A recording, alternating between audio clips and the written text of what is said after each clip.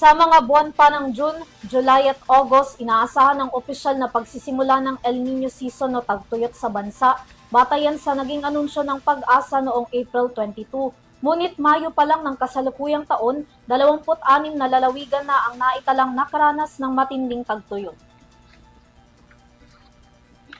Sa pinakabagong assessment na inilabas ng Philippine Atmospheric, Geophysical and Astronomical Services Administration o Pag-asa, lumabas na 24 sa mga naitalang nakaranas ng tagtuyot ay nagmula sa Luzon, kasama ng Metro Manila, Rizal, Masbate, Pangasinan at iba pang lugar. Sa Visayas naman, ang Antique at Guimaras ang naitala rin ng Pag-asa. Bukod sa drought condition, 22 din na lalawigan sa Luzon ang naisama sa listahan ng dry spell, 8 sa Visayas at 3 sa Mindanao. Ayon sa Pag-asa, ang mga kasamang lugar na nakakaranas ng maagang tagtuyot at dry spell ay parehong mga hindi madalas ulanin sa magkakasunod na 3 buwan. Sa pagitan din daw ng May 1 hanggang May 24, na isailalim sa way below normal hanggang below normal rainfall ang Luzon at Visayas.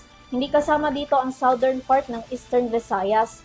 Near normal naman sa Mindanao at below normal hanggang above normal ang iba pang bahagi nito.